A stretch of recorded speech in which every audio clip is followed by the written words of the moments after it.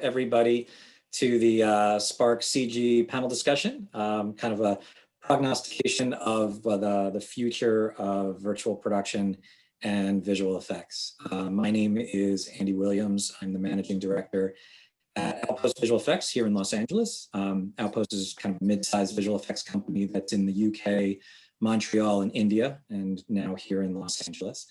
And the reason I was asked to kind of host this event was because prior to joining Outpost, I spent 8 months or so working, I spent about 4.5 years at DNEG, but the last 8 months or so helping to push the virtual production effort forward there. And it was something of a crash course with a heavy learning curve for someone who doesn't have a much more extensive historical background in that space. And it was a very interesting time. And I think that kind of coming out of the pandemic and a lot of things that have been promised about what this technology can provide, it's really interesting to kind of explore, what has it fulfilled, and maybe, where is it headed, and is it everything that everybody says that it's going to be? To that end, for that discussion, we have some pretty illustrious people here in our presence. First, we have Katherine Hayes. She's the Senior VP Visual Effects over at Skydance. She's a former VFX executive for Lionsgate, spent years helping to run Asylum, so she has the vendor experience as well. A whole host of credits to her name, and if I'm not mistaken, started your career as a visual effects editor, Kathy? Correct. That was the first 15 years. Okay. Well, welcome. Next, we have who has just joined us. As you can see, he is boots on the ground, in the thick of it as we speak. He joins us. He's a virtual production supervisor who's joining us from Toronto.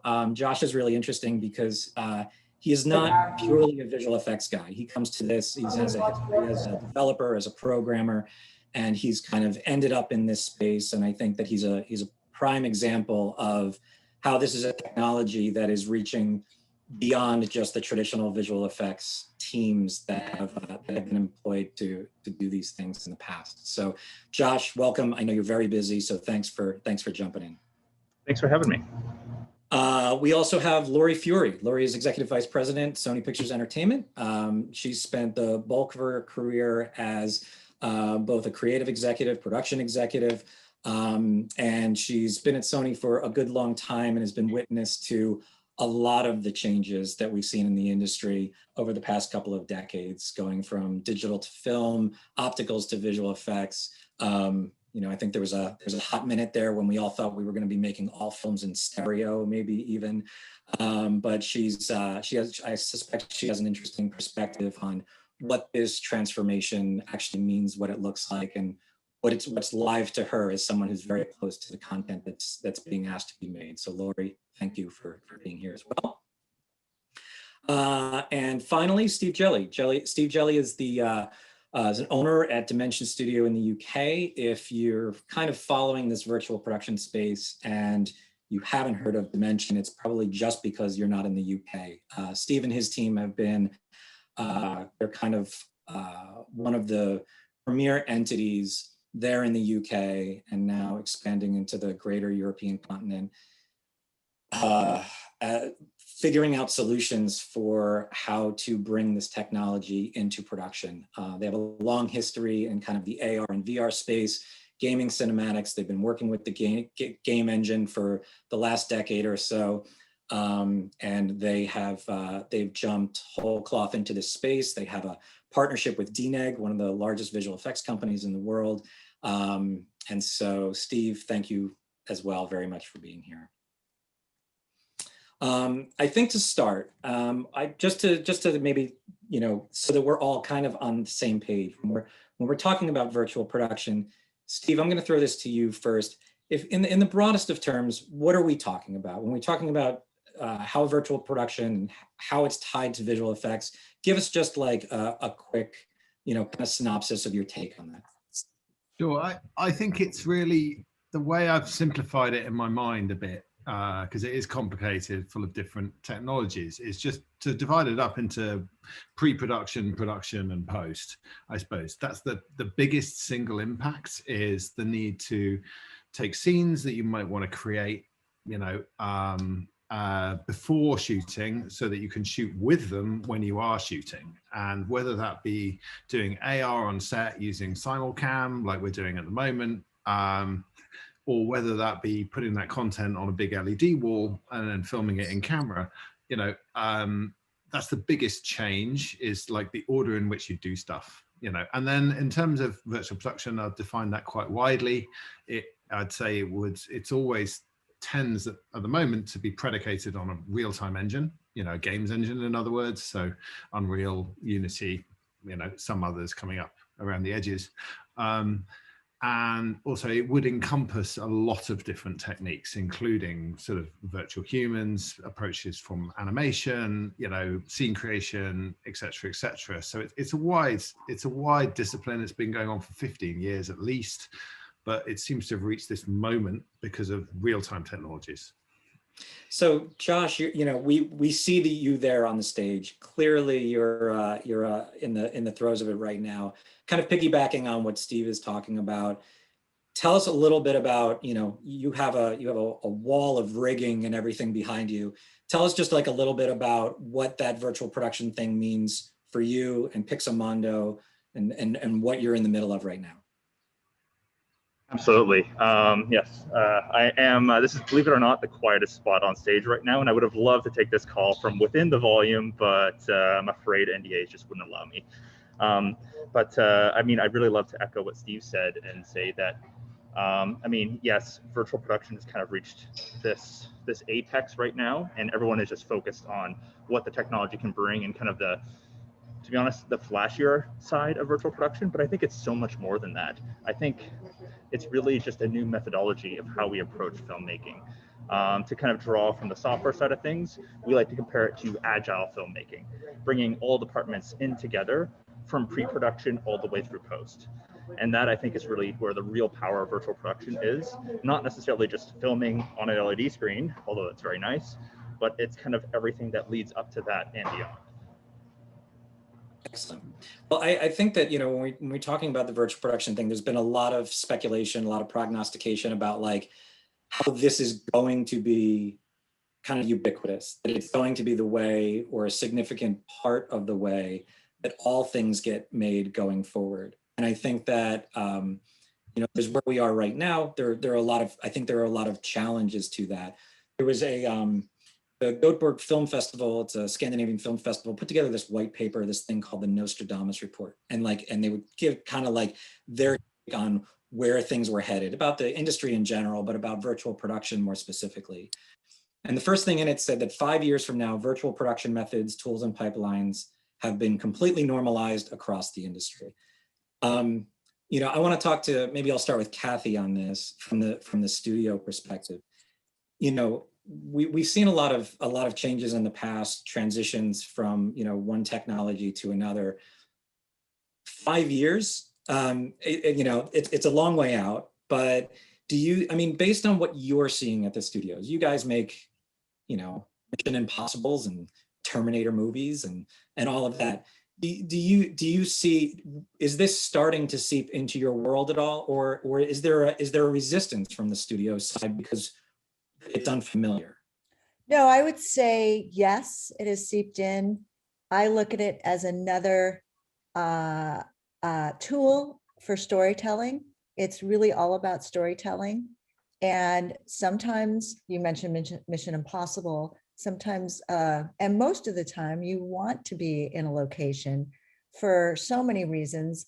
The main reason is because if your actors are actually in Iceland in the snow, they're freezing, they can barely walk, and you get a natural performance.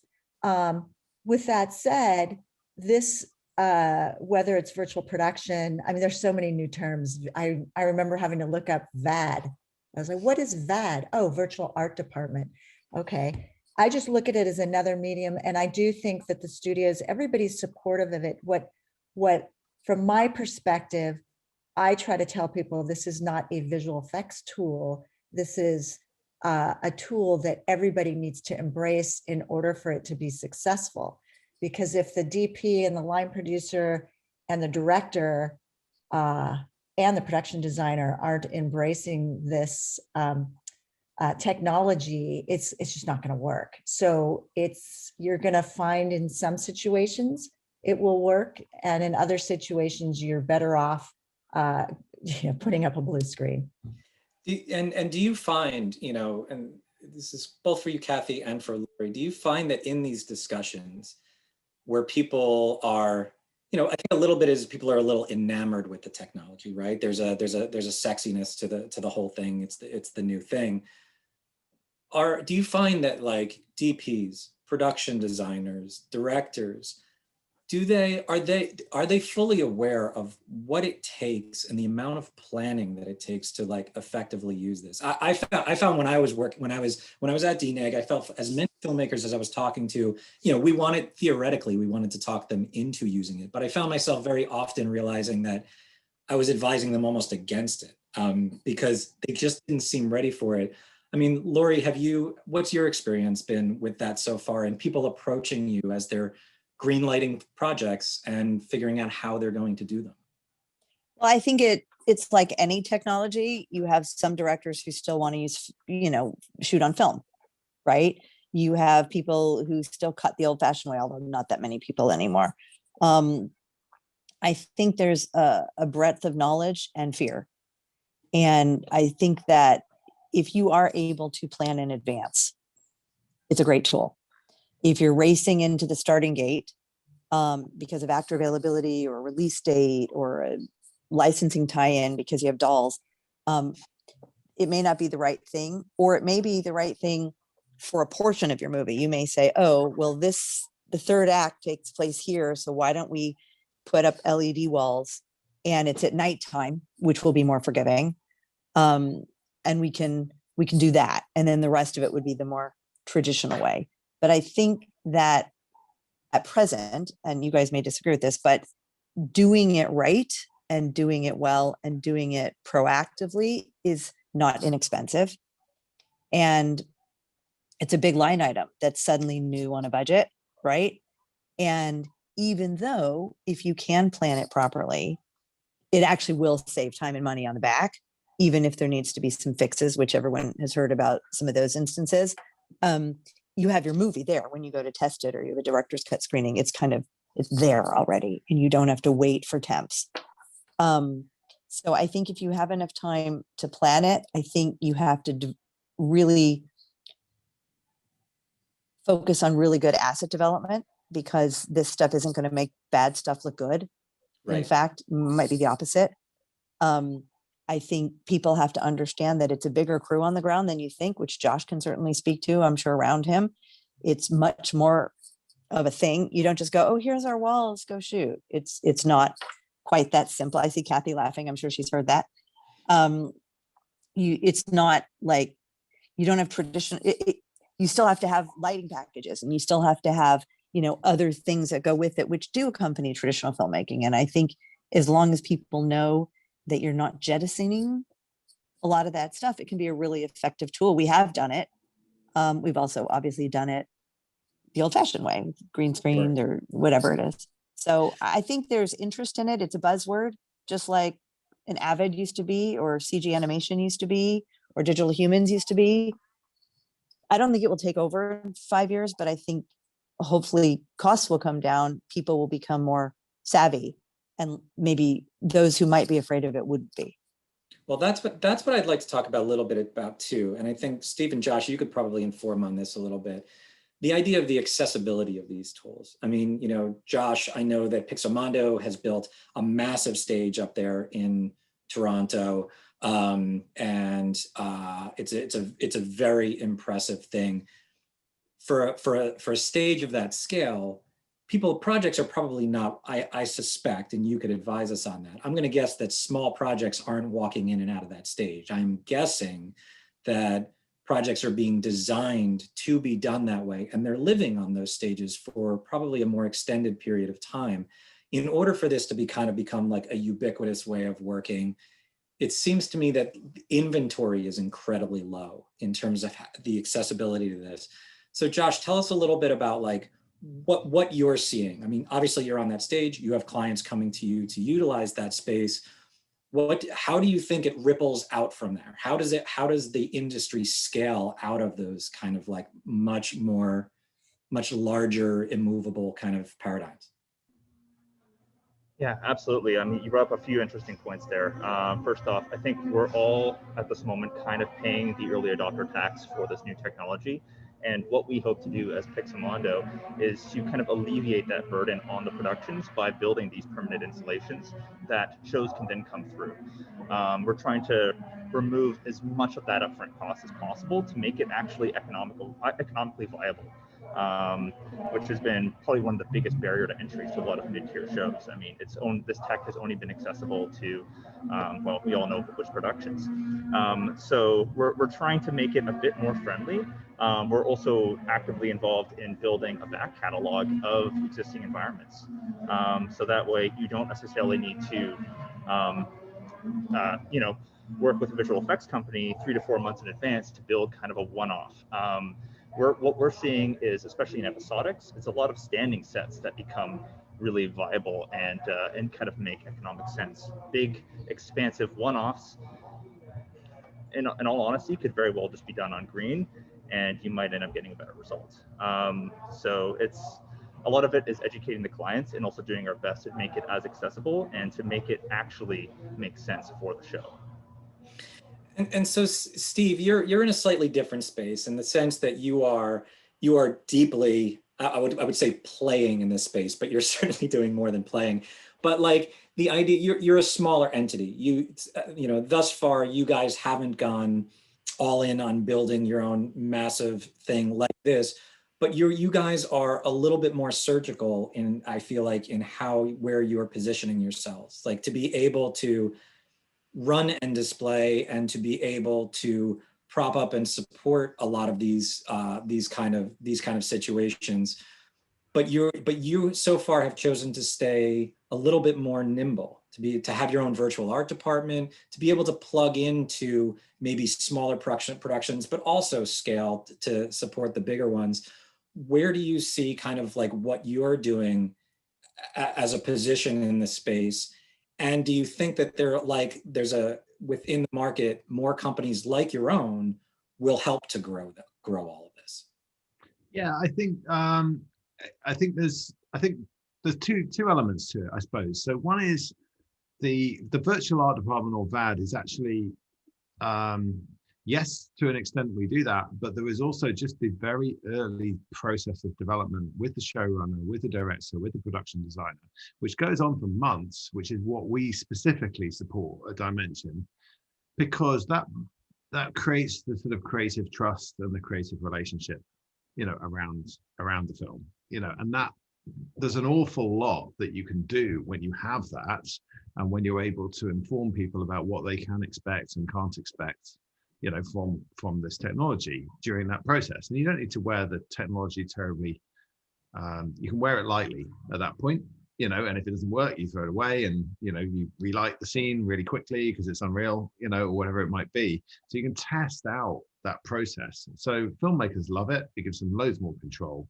And then on the set side of things, I mean, completely at the other end of things, we're also bringing quite a lot of new technology to this. So for example, right now we have got a new simulcam or AR system working in a very, very large set, and it's able to be completely free tracked across the whole of the set, and then that's necessary because simulcam hasn't always been, it's always been very cumbersome,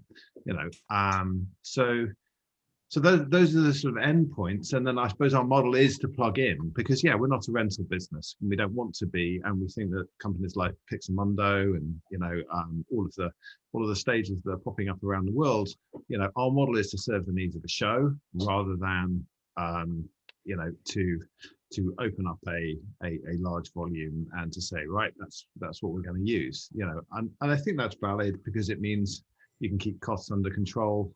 It's exactly what Josh is saying. It's just a different approach. So Josh is dead right about the standing sets. That makes loads of sense to me.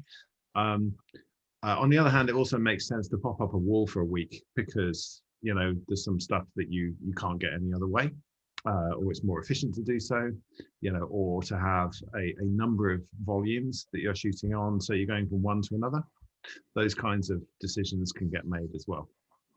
I think that one of the challenges of doing that, though, right, is the inventory of all of that stuff, right? Because it seems like, you know, I've been involved in a number of projects where they're looking for a space to do this, and they can't find it. The idea of throwing up a wall in kind of a bespoke kind of way, it just seems, you know, so expensive.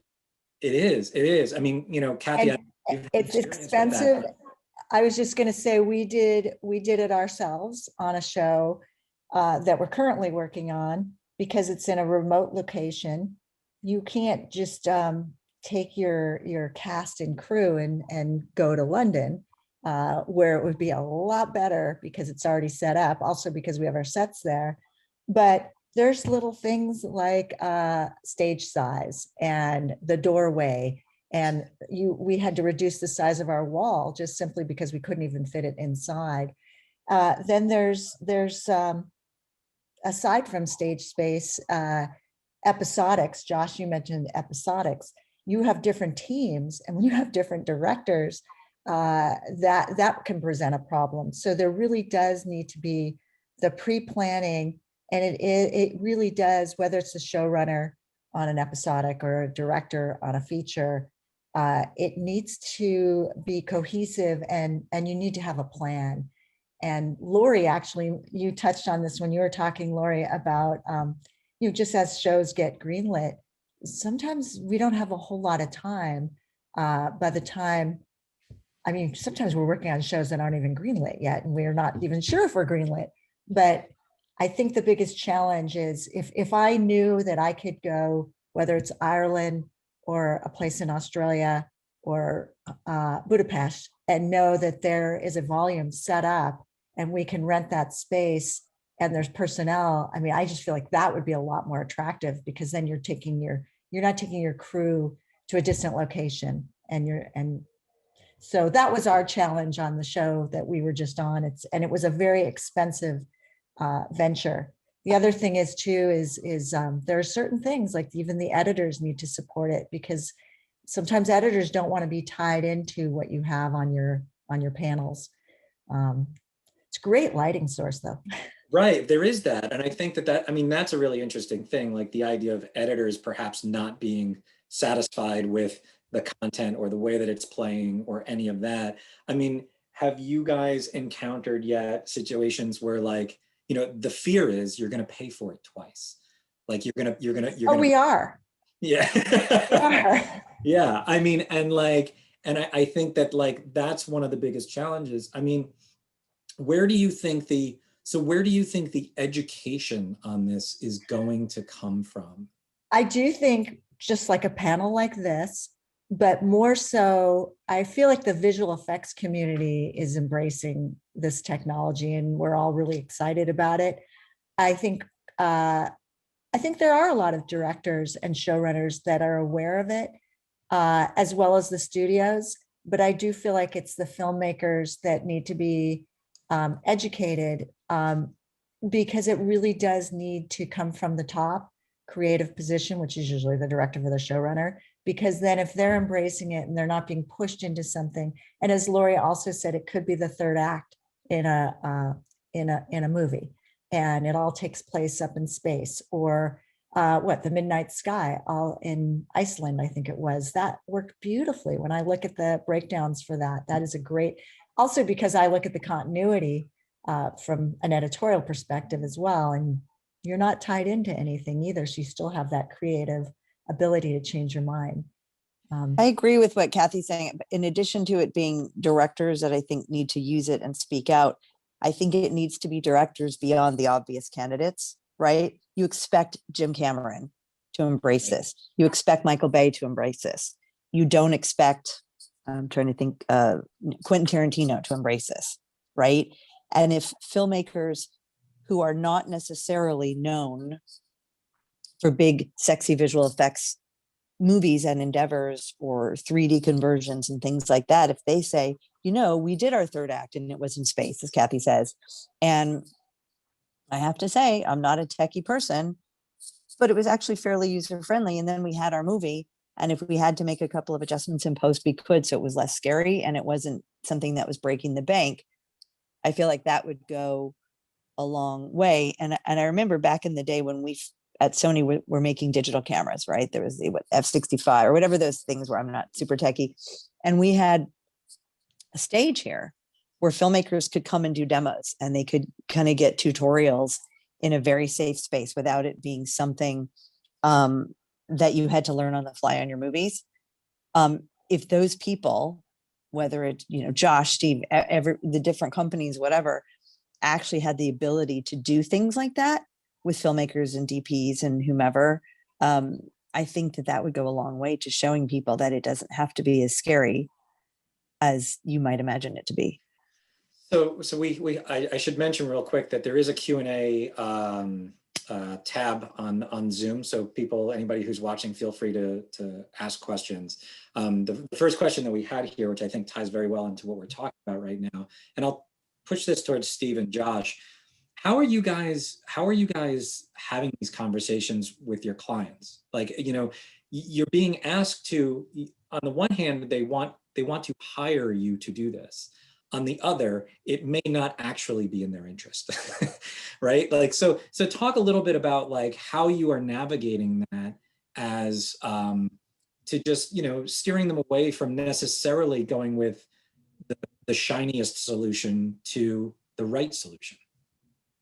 I mean, the first thing is just be extremely honest and tell them exactly, you know, what you know about it is the absolutely crucial thing. So if it's better as a comp and it's better on the blue screen, then say that. You know, I mean, we've done this many times, Andy. It's about sort of saying, and also it is also about the economics as well. It's like, you know, is there enough material there to justify setting up a wall for a period of time? Do you have a big enough soundstage to put one in? You know, et cetera, et cetera. So you have to look at all of that. But then the creative bit is very often that is, you know, we tend to do it by doing it, I suppose. So it's like, here's a scene, you know, we'll show it to you now go and direct us, you know, tell us what to do. Or if it's for 35 shots, it might not be in your best interest, but maybe 200 shots, yes. Exactly, yeah. I mean, it would be fascinating if you could do the same scene both ways. Right? Right? Like if anyone had the money to do that, and no one ever does. Yeah. No, but like literally you were on an airplane or you were on a bus or you were on a chairlift at a ski resort or whatever it is. And you shot it on a green screen stage and you shot it with virtual production. And you literally just did a side-by-side comparison. These are Like the front and back end. That's a great idea, Lori. Like we used to have to do when you have to sell your CG airplane to a director who said, I don't like CG. I want exactly.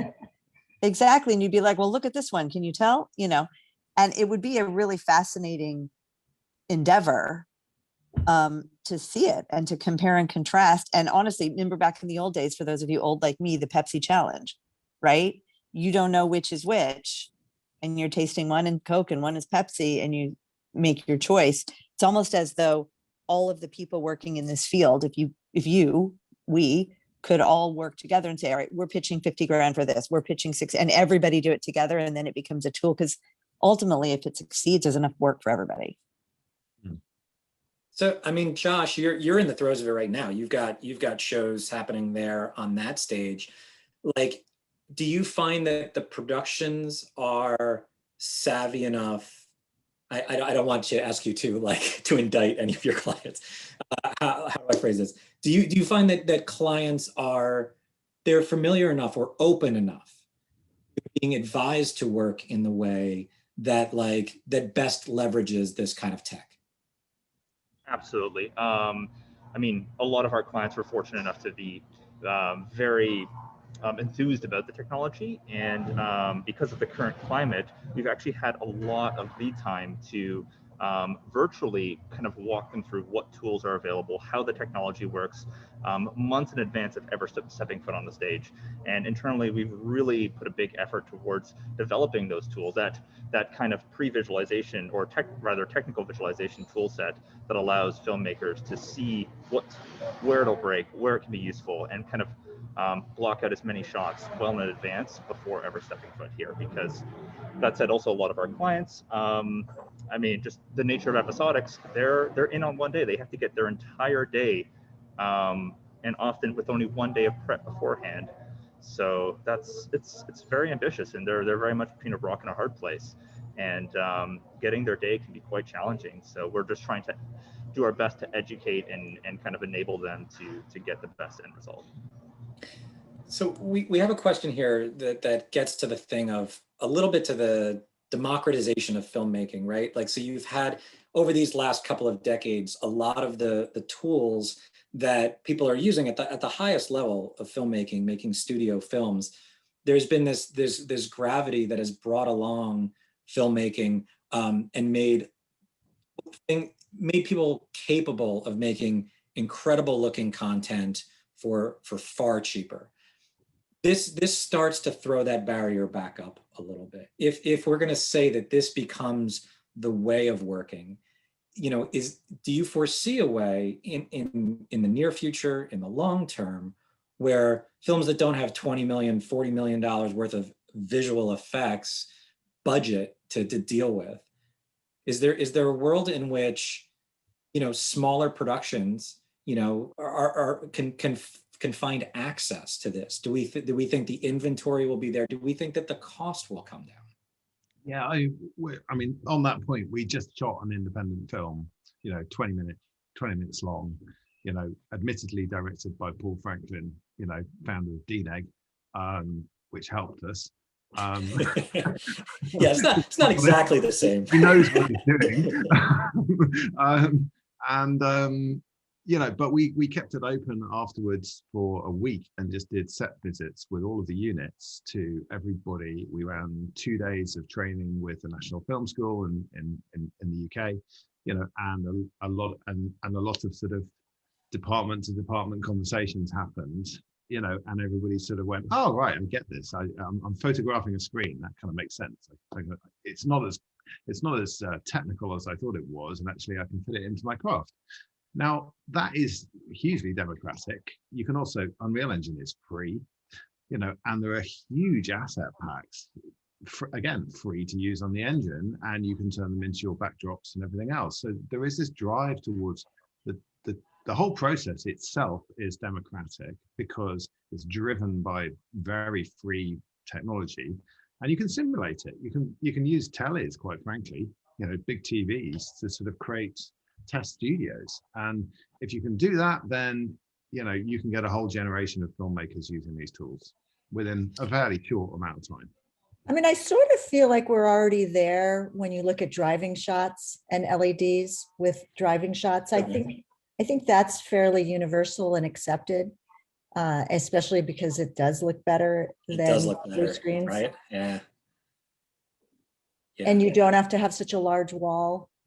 And you don't need the most expensive panels with the most expensive processors, like that stuff, and I think that's interesting too, is like I see on my LinkedIn feed, my, a Facebook group or two that I'm a part of, kind of keeping tabs on the virtual production stuff. There's lots of small entities that are starting to pop up here and there. And on the face of it, they look quite successful. And I'm wondering, Josh, you guys have definitely built kind of like the highest end version of that thing. And I'm curious, like, do you see those kind of smaller entities being competitive, or do you sit there like at night being like, I know what they're using, they're not really doing it the way that you're supposed to do it? Oh no. Okay, I might be tiny bit of a snob when it comes to A the tech purist. side of things, but I'll try to put that aside for now. I think it's absolutely excellent, and I think that I mean, again, due to our climate, this has expedited the growth of this industry. Just because, to your point earlier, there is a lot of idle inventory from the live event space, and that, to be honest, an indie company would not be able to find that accessible pre-COVID. Rental rates for LED panels are quite steep, but now with all this stock just kind of gathering dust, it's really unlocked a lot of freedom to experiment, test the technology, and I've seen some amazing stuff that's done on next to no budget. Another thing I think too is that lenses can be very forgiving sometimes, and we've often find ourselves in situations where we overbuild environments that end up being, well, very shallow, and we don't really get all that detail anyway. So that's another flip side of the coin, is ultimately when building something for a stage, it's easy to overbuild. That's when it's also easy to underbuild. But ultimately, you can't make creative decisions until you see it through a lens, with a physical set, with practical film lighting. And also, yeah, to your point, Josh, I think it's the reality is 10 bit color space, you know, shooting at 4K, you know, with high dynamic range is still really, really hard, you know, to actually execute. So until that bit becomes easier, then it's going to be very difficult to get into using this on a day-to-day basis.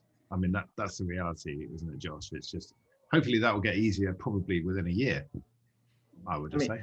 Yeah, I think even potentially even less so. I mean, yes, Unreal has a native kind of 10-bit back buffer, but a lot of big shows are just SDR. I mean, admittedly, us included on a lot of productions. But I think, yes, you're absolutely right. In the coming months, there's going to be a big pivot towards proper color management and true high dynamic range in productions, which I think will definitely take it to another level.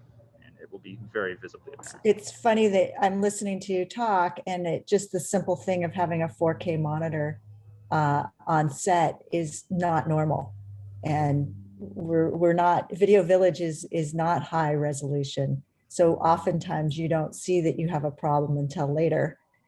You know, once you bring back the files. Which I think the other thing to do is dispel the myth, because since we have, Lori, especially you and I have lived through these years of maybe a compositor sitting on set, whether, you know, you're talking about the simulcam, NCAM, and it takes too long to bring up the background image.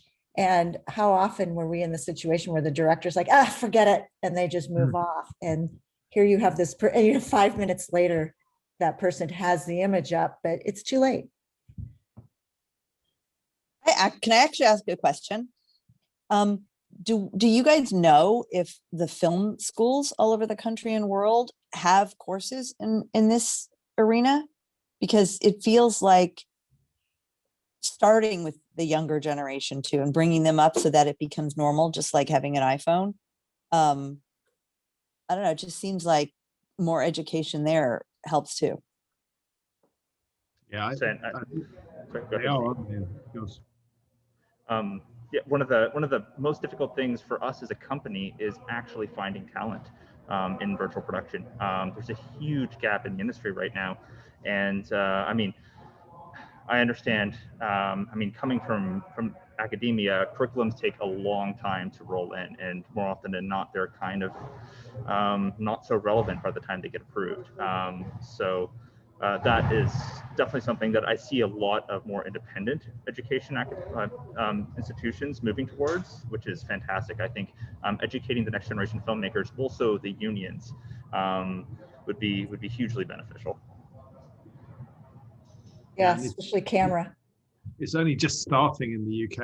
I mean, NFTS will be the first people to have a lab this year, you know, with the intention of starting to teach next year, I think. So it's a really early days. So, I mean, tell me a little bit about, you know, Steve, Josh, like, you know, we have a couple more questions here, and I want to try to take a couple of questions and turn it into one. The idea of like, how are you guys deciding where to invest? how are you guys, like, what are you taking as your cues for how to scale in terms of people? Are you able to turn people from one thing into another as the space evolves? And obviously whether it's computing or taking on stage space or any of those things, how are you guys riding this wave as companies that are trying to stay limber and respond to actually what's coming? So I can speak to how Pixamondo has been handling this. And I mean, one thing that I think is very valuable for us as a company is not to, I mean, as we're pivoting, is not so much to bring in new talent, but to train our existing core staff and to keep people employed and to grow as a company instead of just bringing in people as we need it. And that's been, I mean, seeing there's a lot of overlap between traditional visual effects and real time. And our team has adapted so well and completely embraced the switch to real time, which has been really exciting to see. And Steve, how about you? I mean, like I feel like you kind of were a certain type of company. You might not see this as like a transition from one thing to another. It may be a much more gradual evolution of sorts. But like, what made you decide to pivot? And what does that process consist of? I think, yeah, you're right. I mean, this wasn't new. We were looking at trying to do it for sustainability reasons before the pandemic ever came along. And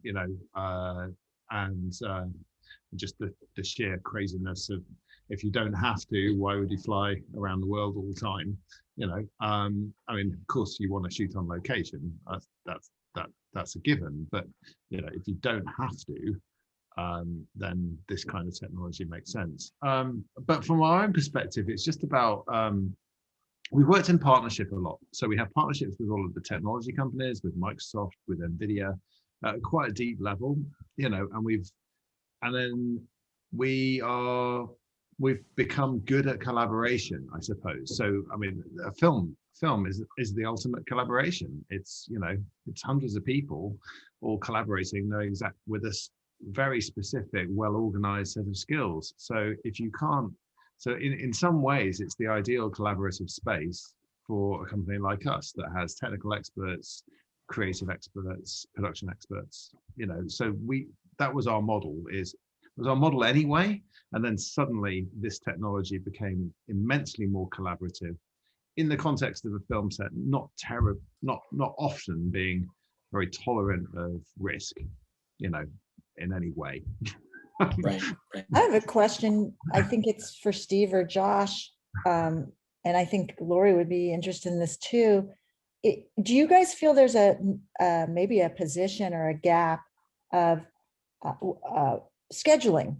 I would want to, if I call you and I want to know, I want to set up for a production that's coming up, is there a representative on your end that could help us with the scheduling of when do we need to start our prep? When do we need to set up, whether it's a virtual art department or the content that's needed for production, camera test, just like a camera test, but I guess it would be a volume test or virtual.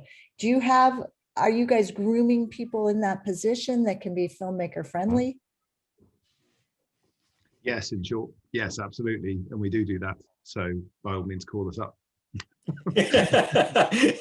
Perfect. Steve, you perform that role, I think, I do, but we also train others as well. Yeah. So you feel that that's typical to have that person in the representing virtual production? Because I don't find that. I find that we're doing a lot of shopping and getting the information from a lot of different sources. I mean, I'm sure Josh does it. I think what it comes down to is the organization you're talking to are they production focused, if you like, or are they a rental company? And there's a lot of, or I think that's what it comes down to. I think people haven't quite assessed who does what in this space yet. I suppose. You know. Yeah, Josh, I mean, how do you- go ahead, Josh. Yeah, sorry if I. Oh, no. I was just going to say, to extend on Steve's point, I mean, I think it's very helpful to have kind of an aggregator like Dimension Studios. So as a production, you're not dealing directly with a rental house. You're not having to shop around. They can fill in those gaps and act as a consultant. I can speak to the way we kind of handle it internally at Pixelmon, and that's, I mean, we view there's a lot of parallels between traditional post-production and what is now taking post into pre and production.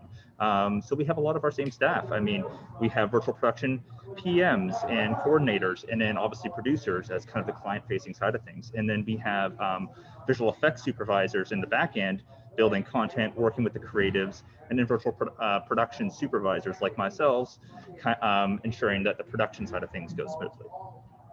So you bring up something that I think is maybe, to my mind, in my experience, the biggest obstacle with all of this.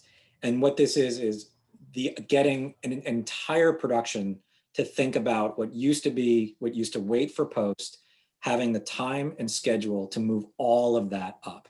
Because while this stuff is, to your point, Kathy, it does give you great lighting, right? Like the idea is that like you end up on the day, and that is like, even if you had to replace all of the content, the lighting is just like you cannot beat it, right?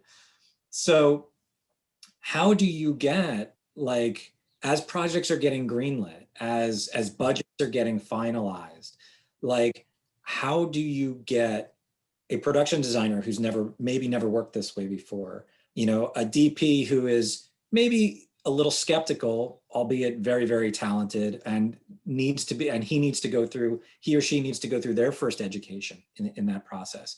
How do you, how do you get a director who's never worked that way before to buy in, to be like, I need to start building my content 6 months before I end up on that stage. And I have to, and theoretically, if as studio heads, you're saying, okay, we're willing to go this route, you want to buy it, and you don't want to have to change all of it again on the back end. So what do you foresee filmmakers, either new filmmakers, embracing this way of working as like just matter of course, or do you see legacy filmmakers being able to make that level of commitment so early? I'll answer that. I think it's all about time, right? And if everyone involved on a movie, filmmakers, studio, et cetera, all have the same vision of the content. What is the script? Do they have a script? Are they waiting for the third act? If you don't have a third act, you can't prep it, right?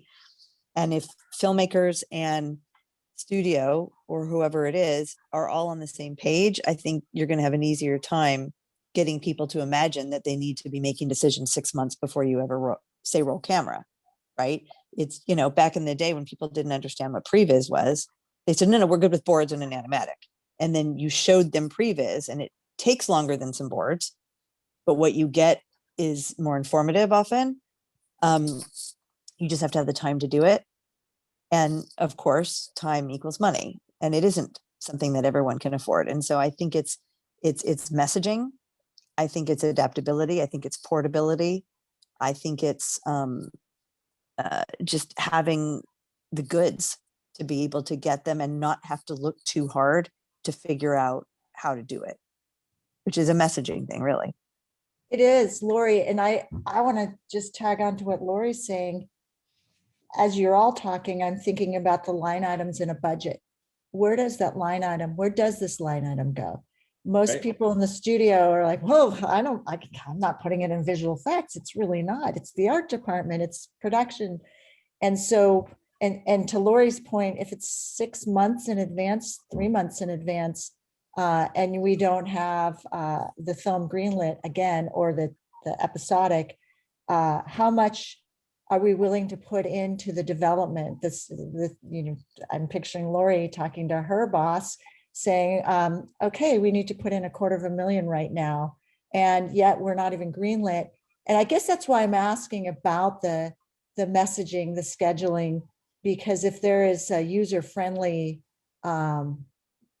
tactic to get involved, like this is what you need. You start 8 weeks early, and we can start building X, Y, and Z.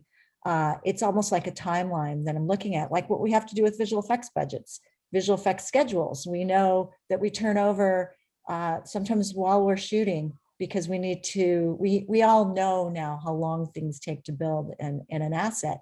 So as you're all mentioning, we're shoving this all forward when people are a lot more nervous about committing to a financial chunk of money. And especially if we change directors or, so I just was trying to get an idea, because it would be probably going back to the messaging, an easier message to convey, like, look, we do, like with previs, as Lori mentioned, we need to commit X amount of dollars, and then we can determine if this is the right way to go. And but right now it's sort of, for me, it is sort of a little bit of a black hole. I know what we spent on the last show when we committed to a volume or virtual production. I think it is easy. I think it's great now, because I feel like the vendors are able to provide, now that everyone has access to the game engine, as you mentioned, Steve, we can see what backgrounds look like, and a director can look at it on an iPad, and that's not such a huge commitment. It doesn't feel like it's that far in advance. But I guess that's, to me, the missing link of someone like Lori and I going into a meeting and saying, look, if you can commit now, we can at least start doing the R&D with Steve and Josh, or, you know. Yeah, no, I think that's smart. I mean, Josh, are you, since you've been on this set, and you guys have started, I don't know, you probably started building that stage. I remember seeing press on it several months ago that you guys were getting it up and running.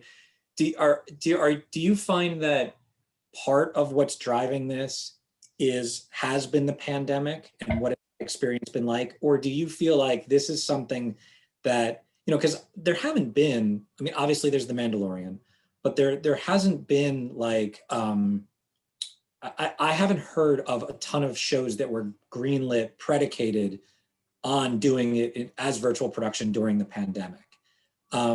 What is your experience been with that, Josh? And what is that experience like on set as a safe way of working? So a lot of it is not necessarily influenced by the pandemic, but a lot of it is just also the kind of current state of the film industry, in that there is so much demand for content, but there are so few places to film and people to hire. So virtual production allows filmmakers to kind of unlock a brand new workforce. Instead of hiring real carpenters, they hire virtual carpenters.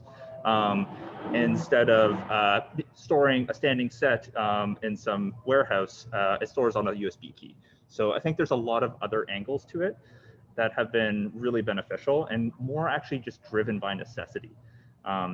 If it's taking production too long to build a number of sets, they just build one, we scan it, and then we're able to duplicate it as many times as we want, or pull it up in 5 minutes. So that's where we're starting to, to be honest, that's been one of the major driving factors for a lot of our clients. And Lori and Kathy, have you guys, over the last year, like we've been in lockdown for a year, and everybody said that, we saw all the articles in all the trade publications that said virtual production is the thing that's going to keep things going through a pandemic, right? Has that borne out? Has that been a factor of like keeping projects going or greenlighting projects? You want to go Kathy? first, Lori? No, Okay. you go. Okay. I'm going to say no.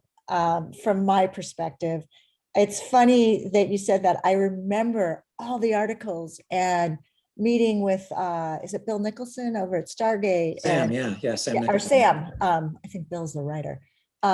Doing lots of meetings and honestly being super excited about it. I feel that it hasn't necessarily driven us all getting to production. I want to say that probably the studios and the company I work for, we're all consumed by COVID restrictions and COVID budgets.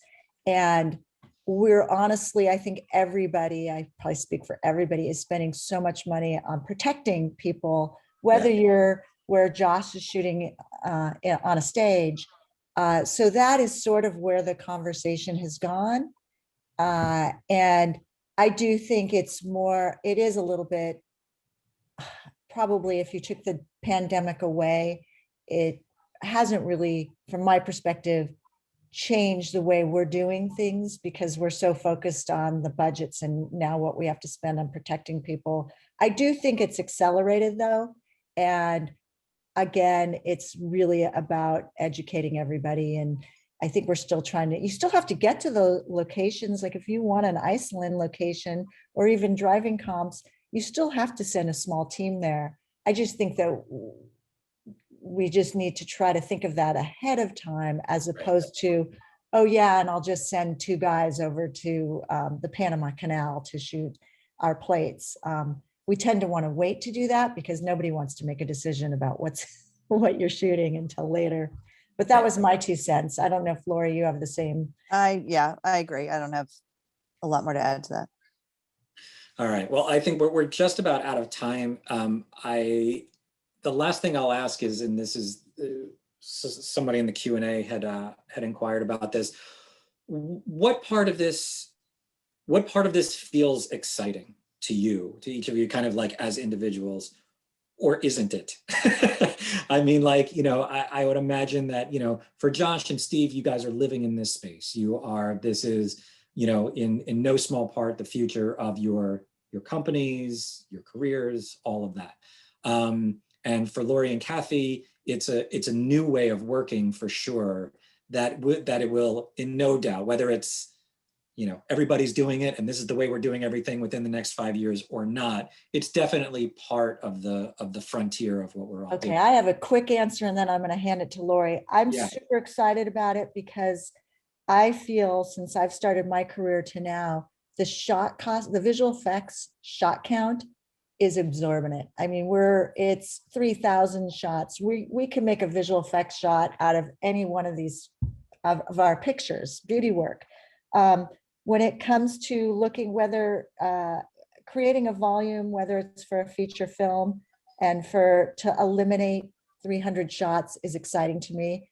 On the episodic side, having a star field, let's say, as your LED walls and you're shooting your last few episodes, and the fact that we only have a 6-week post, super exciting. Get in a camera. Yeah.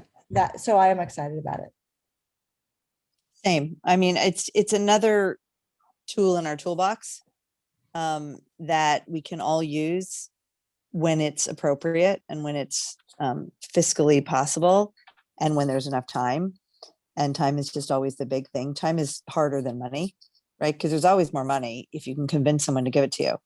But if you have a release date or you have a start date, time is finite.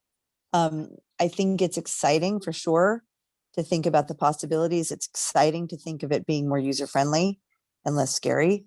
It's exciting to think about how to educate more filmmakers to be interested in it. And honestly, studio people have to be more educated. It's not just filmmakers. It's not just visual effects people. It's, the people like me that sit behind a desk, right? We have to understand it. It has to be dumbed down would be the wrong phrase, but it's kind of the right phrase, because, you guys start talking to me about stuff that's too technical and I just start thinking about what I'm having for dinner. And I feel, come on, Kathy, you're the same. I'm 100%. Right. So, so it has to be something that can be boiled down to easy user friendliness, right? On all levels. Stephen, want to take us out on I think I'm actually, Laurie mentioned it earlier. I think I'm excited about working with filmmakers who are seeking to use this to do not the obvious things, whether it be historical drama, whether it be, naturalistic landscapes, to get that, to get a look to deliver a look that embraces the whole range of cinema, I suppose. And we are doing some work that's using all of this technology to do that at the moment. And that is the most exciting part of it, I think, for us creatively at the moment. And Josh, take us out. So I guess I'll speak to more of a visual effects perspective. I think one thing that's really exciting for us is we're so used to making creative decisions 6 months after the fact in a studio with no natural light. And that's just, to me personally, doesn't really feel conducive. It doesn't feel like a creative environment. No movie magic happens in that space. So for us, having our visual effects supervisors, having our artists on set, working with the DPs, the directors, that for us is the most exciting thing, because that's where we feel the decision should be happening. That's terrific. That's terrific. Well, thank you everyone for participating. I know you're all very, very busy. Really appreciate it. And yeah, thanks again. All right, thank you. Thank you. Bye, everybody. Bye-bye.